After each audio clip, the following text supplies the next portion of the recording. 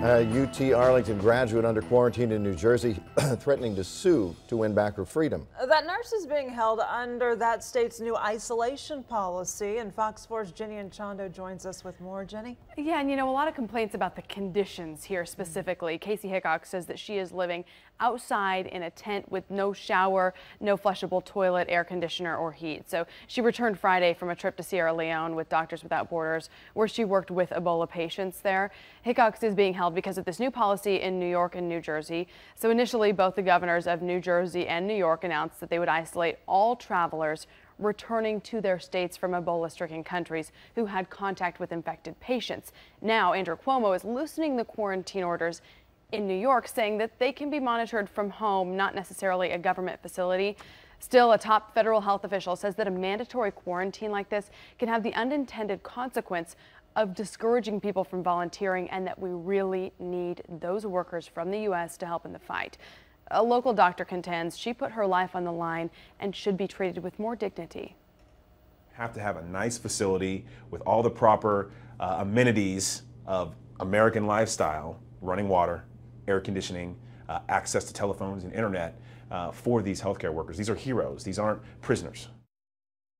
The 2002 UT Arlington grad says that her lawyer is planning legal action to get her out of isolation. A hearing on that is expected to happen by tomorrow. And a lot of you have been speaking out about this on Facebook. For example, Jeff Thorpe wrote in, "I understand people go for a humanitarian reason, but they should plan on a stay in isolation when they come back.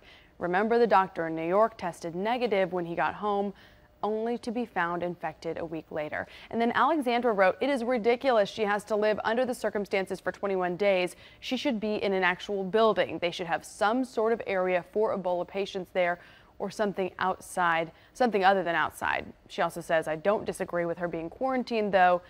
We need to have to be safe, not sorry, and get other people infected." So we're curious what you have to say about this. A lot of people speaking out on the Good Day Fox 4 page if you want to join that discussion. I'm Jenny Anchondo for Good Day.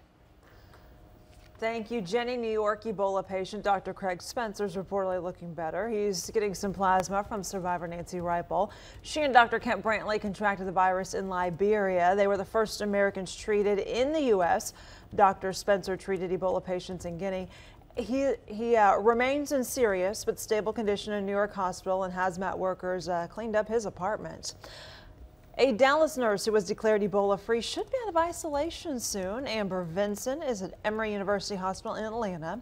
The nurse from Texas Health Presbyterian Hospital in Dallas contracted Ebola while caring for Thomas Eric Duncan, the man who died of the virus.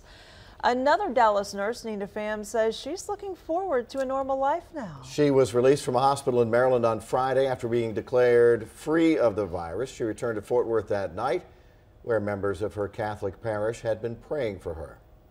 Everyone kind of nervous, and all we can do, we pray.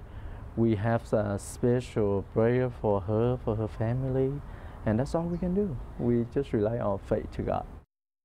Pham did not make it to Sunday's service, but parishioners say they are ready to welcome her back when she can get there. People who came to this country from West Africa say knowledge is power in the fight against Ebola. They met at a Dallas park Sunday to learn more. A nurse who's a close friend of Thomas Duncan's fiance says Louise Tro is mourning the loss, not ready to speak publicly. And she's very grateful. It's a sad thing to lose a loved one like that.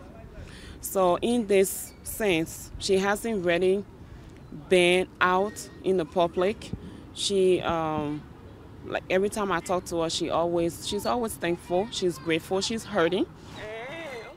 That meeting at a Dallas park helped raise money to send medical supplies to West Africa.